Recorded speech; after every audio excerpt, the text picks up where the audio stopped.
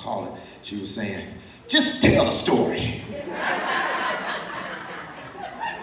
Well, all right, thanks, Coach, praise the Lord. All right. So I'm just going to tell the story. I don't know how many of you know, but I have been teaching at the University of Memphis since 2015. I teach marketing, I teach branding, I teach advertising. I've taught even some sales-oriented classes, and I've been doing that since 2015. I've worked in the industry for 30 years. I started it in 1988. I used to think that, maybe that sounds like I'm exaggerating for me 30 years. Maybe I should really, but the last time I did the math, 2018 and 1988 is 30 years. Y'all see what I'm saying? So I'm afraid I can't deny that. Some people will look at me and say, oh, you ain't been working that long. Yeah, I know I may look like I'm only 30 years old, but I've been working since. Somebody understand what I'm saying? Praise the Lord. So anyway, that's what I've done in my professional career. God called me to the ministry around 2005 or so, and so I've been doing double duty since then because when God calls you to do something, you need to be finding a way to do that. It can be in addition to whatever you're doing. It can be exclusive to that, but whatever you're going to do, you need to at least be doing what He's calling you to do. Amen? So since 2015, I've been teaching at the University of Memphis, but I have been teaching as what's called an adjunct. Right? An adjunct instructor is someone who basically, they compensate you for teaching classes and they use them as extra instructors to support the faculty, right? So in other words, when there's too many students and thus too many classes, they have adjuncts, subject matter experts, people who have experience. They already have the class planned out. If you've been a teacher in the school system, you know what I'm talking about. You all remember lesson plans. They're not too far different than what you do even in higher education. So what happens is that they use adjuncts. And I've been teaching as an adjunct since 2015. And the way it works is that you really are used only when they need you, which is not a problem. It's actually a nice thing. A lot of people that work full-time, they do that kind of on the side, right? To be able to keep those skills sharp, and they like to teach. Well, I always knew that, my mother was a career-long school teacher, so I guess I got it honest. I like to share. I like for people to get an understanding, right? So at the end of the day, that's teaching. So I've been doing that as an adjunct. It's great to be affiliated with the University of Memphis, but at the end of the day, there'll be sometimes they need you, sometimes they don't. Y'all see what I'm saying? So sometimes you get the opportunity to teach, sometimes you don't. But did you hear what I said? It's in addition to what I was already doing, right? So I was already working the church, and so in 2017, in August, actually around October of 2017, I was blessed to be able to be hired on at the University of Memphis in another department. It's not as a teacher. It actually has nothing to do with teaching, but I became an employee of the University of Memphis, right? So since 2017. So that's great, nice opportunity. It's working in an area where I still get to work with students because I love working with students. I like young, eager minds and being able to share different things, share my story, and help guide them on their career choices and career path. I love that. So I get the opportunity to do that, but it wasn't teaching. So what I continued to do was teach as an adjunct and work full-time. And when I say full-time, I'm talking full-time. We're talking 9 to 5 types. Full-time stuff. I did all my career, right, which was longer hours than that. But so now we have teaching as an adjunct, right? And then you have working full-time, and then you have being a pastor, right? That wasn't necessarily the goal when I started out, but that's what was happening. Get what I'm saying? And when I say teaching, please understand, we're talking teaching at the main campus, and we're talking teaching at the Collierville campus. And if anybody happens to know where that is, think by Hellier Road, about a mile and a half on past that. So it's not around the corner. So after I would finish a full days of work, right? On certain days that I had classes, I would travel all the way out there. And after a full days of work, then you get back home and it's 9:30. Classes would end about 9. Y'all see what I'm saying? So that was since 2015. Been doing that since then. And in 2017, got the opportunity to start working and becoming even closer as an employee. But at a university level, they have faculty and they have staff. Faculty is what you would think it is. That's people who teach. Staff are people who work. Y'all see what I'm saying? Not saying that teaching isn't work, but it's a different kind of work. So the job that I started doing in 2017 was a little bit different than what I had been doing for 30 years. I could do the job. I liked doing parts of the job, but it wasn't ultimately what I had done my career. It was a little bit different, right? And because it was full-time, it offered little to no flexibility. You had to be there when you had to be there. Well, I had served my time, if you know what I'm saying. So I had now getting ready to, I needed something with some flexibility because I wasn't getting ready to give this up. Now, regardless of things that may happen, I still can't give it up. So I needed something that offered some flexibility. Somebody out there hear what I'm saying. So this had been my prayer for some years. I was blessed to be able to get the opportunity to teach, even blessed to be able to come on as a full-time employee, but there was no flexibility, or is no flexibility. You're there from 8 to 5. So when things happen, when you need to be able to get over to the ministry, you need to be able to come to the church, you need to be able to do it, you can't really do it because you are expected to be at work. I get that, no problem. But I continued to teach, continued to work with a lack of flexibility. Come around March or April of 2018, last March and April, almost a year ago, I was approached about an upcoming teaching job, a faculty job, a professor job. And someone mentioned it to me, and my immediate response is, well, I get it, but I don't have a PhD. You know, I've got an advanced degree, but I don't have the PhD. And usually when you teach, oftentimes, not usually, oftentimes, when you teach at higher education levels, they are interested in you having that doctoral degree. And I get it, no problem. So that was my response. I was like, well, and the question was, would you be interested? I said, well, yeah, but I don't have this. And the response was, well, you may not need it. I said, well, then I might be your man. But, you know, I didn't think anything about it. I said, you know, if it happens, it happens. I've been through this a lot. In 30 years or so working, when somebody says something in corporate America, if you believe it straight up, then you might need to have your head examined. You want to believe it when it actually happened. But don't put your trust in man. That's what the scripture says. Come on, somebody understand what I'm saying. You can be praying for it, and God will manifest it. But if you go by every single thing that somebody say up on the job, you will be disappointed. So, all right. I get this casual offer in a hallway. And so he said, well, the job's not posted yet. It's going to be posted. It's going to be a minute. So this was March, April of 2018. The job did not get posted until July of 2018. So you do the math. That's another 4 months or so, right? But then the job would not start until fall of 2019. All right? So in essence, they're interviewing for a job about a year and a half before it would ever even start, which is not uncommon in academia because they have semesters. And you can't have instructors leaving in semesters, in the middle of a semester. You can't have somebody going into class and then all of a sudden in October, boom, they're gone. So it's usually semester based. So if they're gonna do it, they have to put it that far out. Well, that's great for them, not so good for the candidates.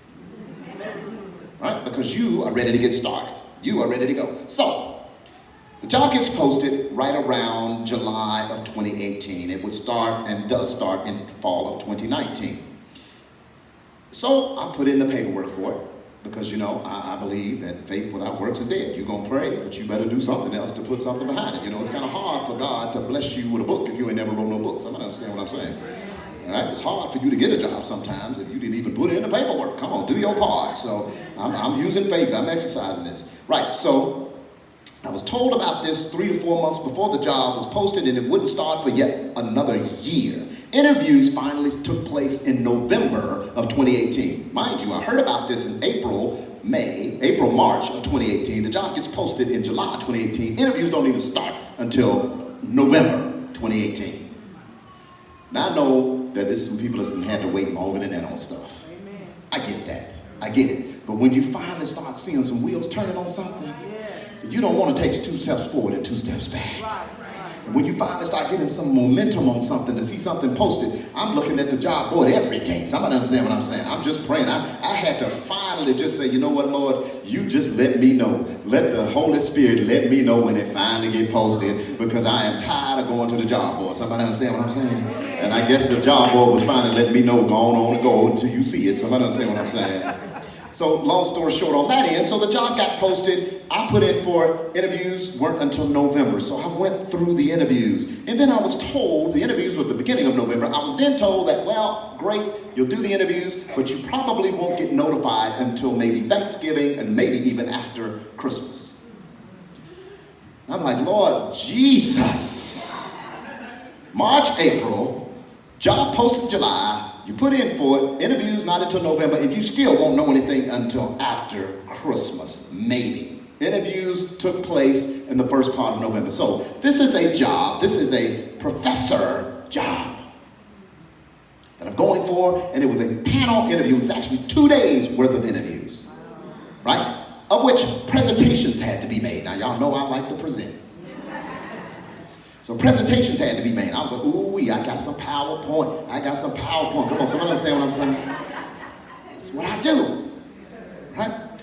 But still, after so long, after waiting for so long, you having to meet. I'm telling you, it was 2 full days, dinners, they taking you out to eat and all of this kind of stuff. I'm like, good gracious, y'all know me? Come on, somebody understand what I'm saying? And then you're being interviewed and compared with people from all around the country. It was posted, they had to go through the process. But how many of you know that God's process is not man's process? If you want to be an overcomer, then you got to stay in the race. So, interviews take place first part of November. Actually, the interviews took place on a Monday and Tuesday. I want to say the first or second week of November. Monday, Tuesday, all day. Supposed to even take place, actually started that Sunday night when I had to go to dinner. And then all day Monday, all day Tuesday for this professor job. And mind you, just to let you know, the professor job is where you have a little bit more flexibility. You really only need to be there when your classes are there, or when you're going to advise students, or if you have meetings. But 9 to 5, you don't have to do that so much. And then your summers are off. Summers are off, unless you decide you want to teach a class. The summers are essentially off. Yes, you have work to do. You got research. I'm not trying to minimize it. Actually, it's still a lot. It's a decent amount of work. I get that. But it's not 9 to 5. And so, interviews start on a Monday, Tuesday. I go through the process. Everybody's shaking hands and smiling and doing all that. It's I'm even meeting with some people that's kind of giving me some favor here and there. We went and met at Starbucks and asked some questions here and there. I probably shouldn't tell y'all all that, but somebody ought to understand favor ain't fair. And when God's favor is on you, He can use people however He want to use people. So we getting some things done. The interviews are on a Monday and a Tuesday. Mind you, I was told that I might not know until Thanksgiving, maybe even Christmas, as to what the decision. On Friday of that week, the man called me and said, you got the job, baby. You got the job. Professor of advertising at the University of Memphis. Professor, baby. Come on now. Are y'all understanding what I'm talking about? The notification came on that Friday.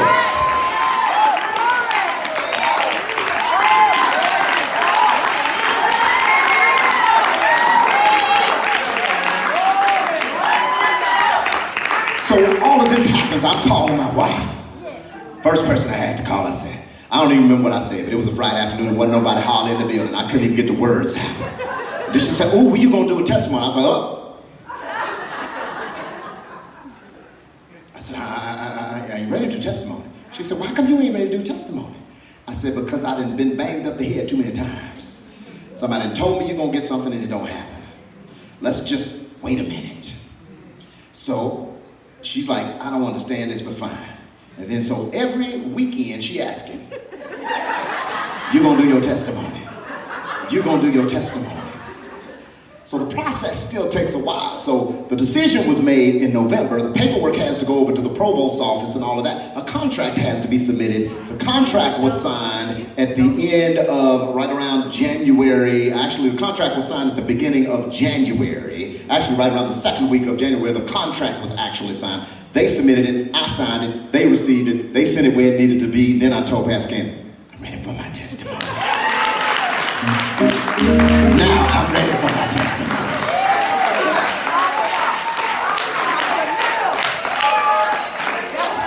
The thing that you have to realize is that even when things like this happen, you go through different stages.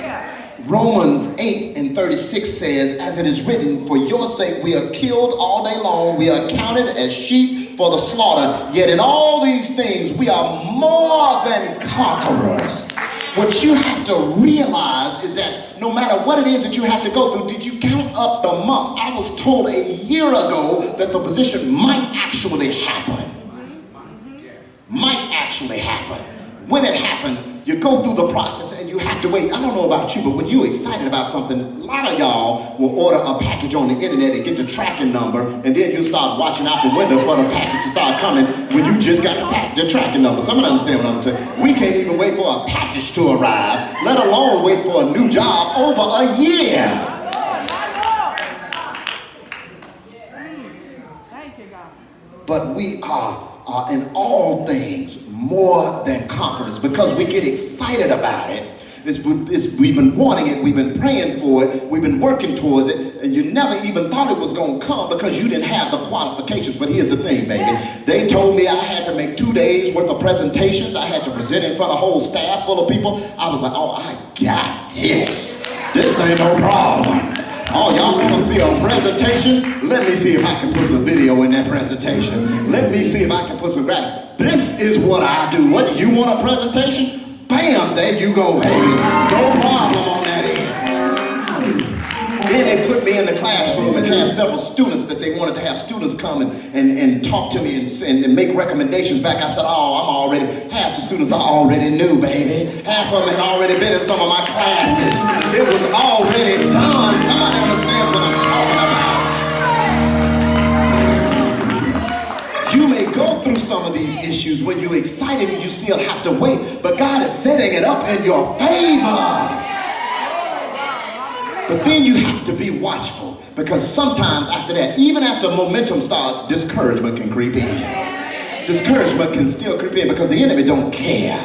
But the scripture says all people will hate you because you follow me. But those who remain faithful to the end will be saved. What am I talking about? So all of this is happening, but then my current boss, oh Lord Jesus, y'all need to pray.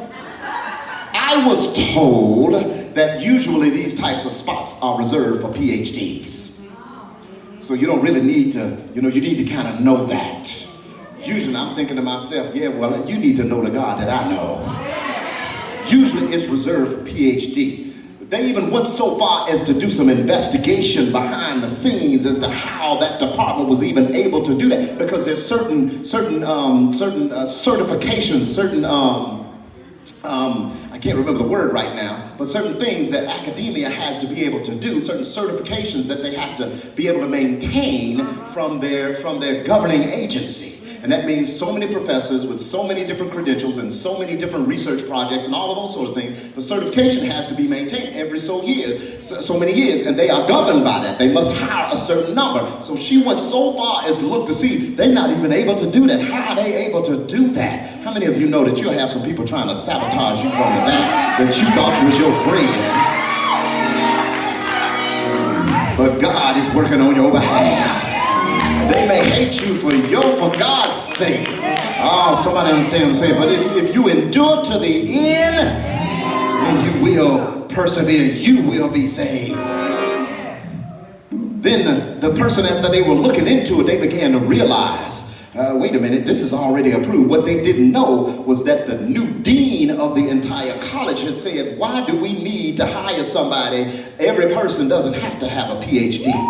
If you got 30 years experience, but you don't have a PhD, you mean to tell me I'm not going to let this person teach? That's what the dean told me.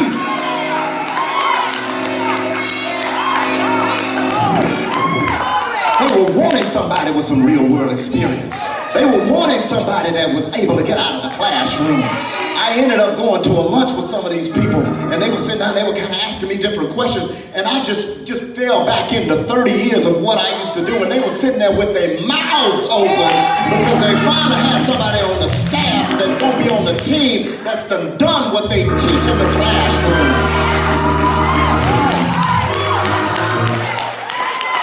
I promise I'm not exaggerating. This individual finally came to realize, oh God, let me back up. So then she also went on to say, well, you know, certain people over there in that department, I understand that they kind of overworked. I'm thinking to myself, and you think that my work-life balance is happy where I am right now? Then they went on to say, well, you know, it's a tenure type of deal. For those that don't know about tenure, if you make the tenure go through the process of going through the template, Brother Lance knows exactly what I'm talking about because his wife, Carol, had to go through it. And if you make the process, then the university makes an agreement to employ you as long as you want to be employed, so long as you don't do something illegal, set something on fire, kill somebody. Y'all get the impression, right? So you will be there, but there are certain requirements that need to be met. It's not necessarily the easiest process, right? So I was even told, said, well, you know, you only got about 3 years, and then after 3 years, if you don't make the tenure, then you know, that's just going to be that. I'm like, you know what? God is not going to bless me with the opportunity and not bless me on the opportunity. Somebody understand what I'm talking about? So I'm just listening. Sometimes you have to let stuff roll off you like water off a duck's back. I'm just sitting there listening, and before too long, she was almost like Charlie Brown. Womp, womp, womp, womp, womp. I'm like, okay, can you move on so I can go get some other work done, right? I'm not listening, I'm not paying attention to what you were saying. Went so far as to even say, well, by that time, you'll be about 53, 54 years old, and you know it's kind of hard to get a job at that age. 30 years experience, and you don't think I could go find a job? You mean to tell me, won't nobody in the world hire me? Oh, maybe I might not be able to get certain types of levels of positions, I get that. But you mean to tell me that I can't contribute to somebody's company somewhere after 30 years? Is that what you're trying to tell me? I got pet peeves at this age of my life as I go into this stage and this decade, this age. I got pet peeves. I still don't like chaos, but I don't like it when somebody insults my intelligence. And you think I don't understand and look to see what you're trying to do. She finally came up to realize, the last thing she even mentioned, she said, that if they get you for this job, they want you for the position that you have now and what you've done, what you're doing right now, which I've only done for 1.5 years. You mean to tell me that they want me for the 1.5 years of stuff that I've done that doesn't have anything to do with the 30 years that I have in experience in the area that they're in? That makes a lot of sense. She finally came around and realized and said it herself, you know what? I looked into it. I know I went overboard. I looked into it. But they made this job for you. They made this job for you. They wanted you.